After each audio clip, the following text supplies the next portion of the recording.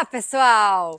Hoje eu vou falar para vocês em clima de férias e em cenário de férias. Vou falar para vocês sobre o quanto de dinheiro vocês podem estar perdendo por não investir em ativos de risco. Se o seu perfil é ultra conservador, você precisa ver esse vídeo.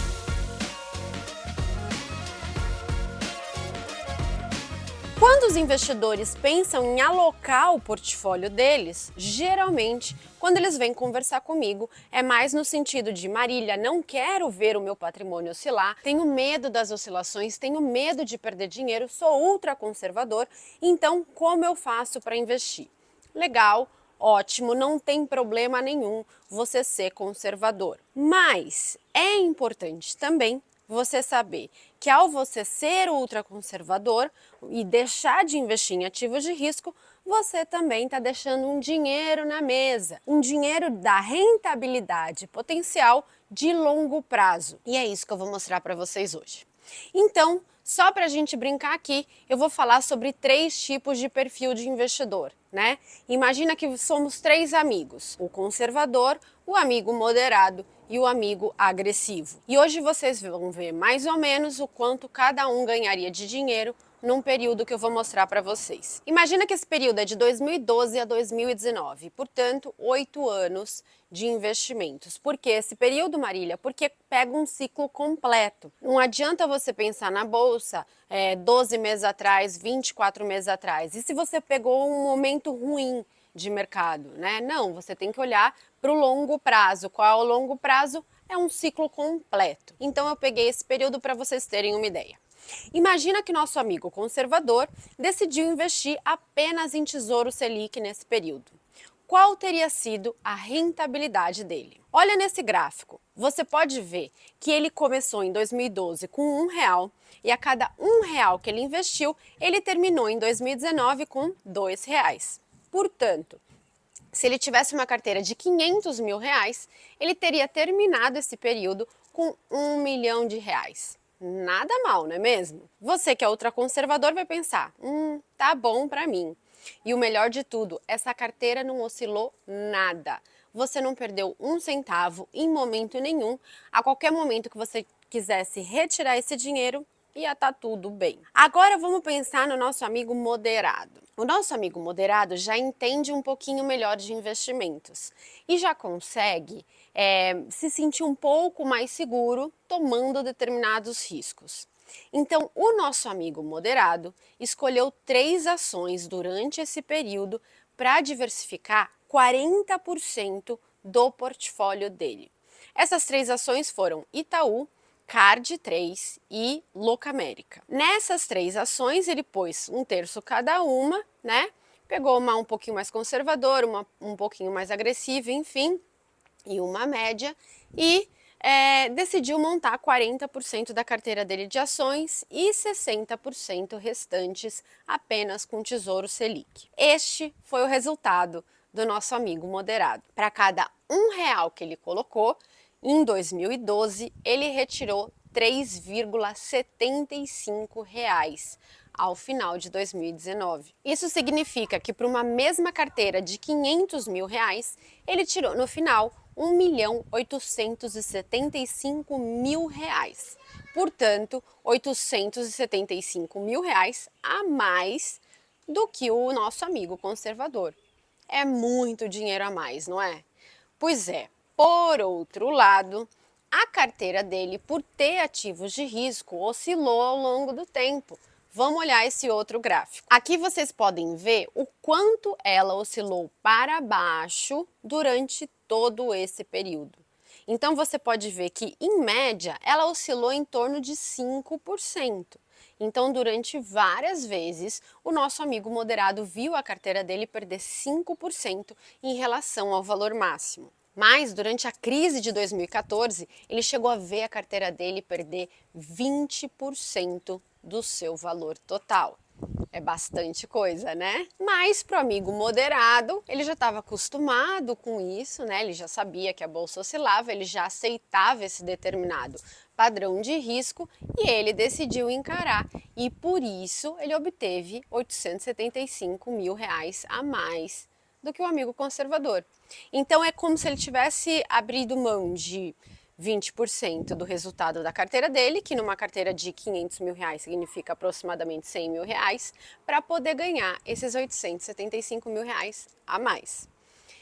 Mas agora vamos olhar o caso do nosso amigo agressivo. O nosso amigo agressivo é quase um profissional de mercado. Ele fica super confortável em tomar determinados riscos e ele acredita que escolhendo boas empresas, no longo prazo você consegue ter uma rentabilidade espetacular. Marília, o que são boas empresas? Depois eu vou falar sobre isso. Mas ele investiu 80% do patrimônio dele nessas 3 ações que eu falei para vocês e só 20% em Tesouro Selic na renda fixa. O resultado dele é esse aqui. Para cada R$ 1 colocado em 2012, ele saiu com R$ 6,50. Para uma carteira de 500 mil reais, a mesma do conservador e do moderado, ele saiu com 3.250.000 reais. E, portanto, 1.300.000 reais a mais do que o moderado e 2.200.000 reais a mais do que o conservador num período de 8 anos. É muita rentabilidade a mais, não é mesmo, pessoal? Mas claro, isso tem um custo, né? Então, olha o gráfico do risco que ele tomou. Em média, a carteira do agressivo oscilou em torno de 15%. Já é uma oscilação média bem maior, né? E no pior momento da crise de 2014, ele chegou a perder 45% do patrimônio dele, que numa carteira de 500 mil reais significa em torno de 220 mil reais. Então, para ele conseguir ganhar esses 2.200.000 reais a mais, ele teve que abrir mão de uma oscilação de 220 mil reais. Isso tudo para vocês terem essa ideia de troca. Para você vislumbrar um retorno maior no futuro, você tem que aceitar correr um risco maior no presente. Não é mesmo, Samuel? Você não tem como aumentar o potencial de retorno da sua carteira sem que você aceite ver a carteira oscilar. Da mesma forma, não adianta você achar que vai conseguir um retorno muito bom tendo uma carteira que não corre risco nenhum. Isso não vai acontecer. Então é muito importante você fazer o meio termo e escolher o quanto de risco você está disposto a correr, o quanto você se sente confortável em ver a sua carteira oscilar, para que você possa aumentar bastante o potencial da sua carteira, para que você possa se aposentar mais cedo, atingir os seus objetivos de vida, os seus objetivos patrimoniais. Então, não correr risco nenhum significa também abrir mão de muito retorno. Ai, Marília, mas eu sou ultra conservador, como é que eu faço para fazer uma transição? Tem uma dica sim que eu posso te dar. A sensação de risco vem em grande parte de você não conhecer em profundidade o que você está fazendo. Os profissionais de mercado se sentem muito mais à vontade em correr riscos porque eles sabem que boas empresas, empresas com crescimento no resultado, embora elas oscilem no curto prazo, no médio e longo prazo, os preços das ações encontram os lucros. E se os lucros crescem, o preço das ações sobe de fato. Então, uma das dicas é conheça melhor os ativos de risco, conheça mais onde você está investindo, conheça o que é uma boa empresa, quais as características de uma boa empresa, de uma empresa que cresce os lucros ao longo do tempo. Se você ficar mais confiante nisso, a probabilidade de você até oscilar pouco num momento de baixa é maior. E é isso que os profissionais de mercado fazem. Inclusive, é isso que a Nord faz, a Nord Research, e a gente pode te ajudar com isso. Então, venha conhecer os produtos da Nord Research, que a gente vai te ajudar não só com a nossa carteira recomendada, mas com os ensinamentos, né? De aonde investir, por que a gente gosta dessa empresa, por que a gente gosta da outra. Outra dica que eu queria dar para vocês. Percebe que eu falei para vocês que o ideal é você ver a performance de um ciclo, né? No longo prazo. Quanto é o longo prazo após um ciclo? Quanto dura um ciclo? Ele pode durar 5 anos, 10 anos, enfim. O importante é que você deixe o mercado finalizar o ciclo econômico dele. E para isso, tem um produto que é extremamente eficiente do ponto de vista tributário. Porque se você for investir em ações normalmente, assim que você vende ação, você tem que pagar DARF, paga um DARF de 15%. Se você for investir em fundos, a cada 6 meses você paga o Come Cotas. Então, também o dinheiro que o Come Cotas rende poderia render, né, juro sobre juro sobre juro para você se você não pagasse esse Come Cotas. Então, o mecanismo mais tributariamente eficiente seria o fundo de previdência.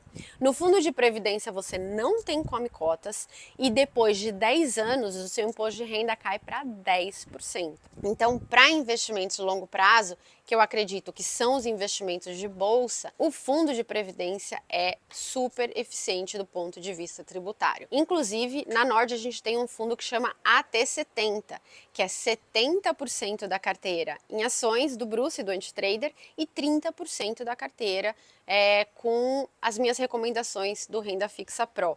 Percebe que é um misto entre o nosso amigo moderado e o nosso amigo agressivo. Né? É para quem está lá no meio do caminho, mas quer investir para um longo prazo. Então também vou deixar todas as informações aqui embaixo para que você possa conhecer melhor o nosso AT70 Prévio. E é isso, pessoal. Espero que vocês tenham entendido quanto dinheiro vocês estão deixando na mesa por não tomar risco nenhum.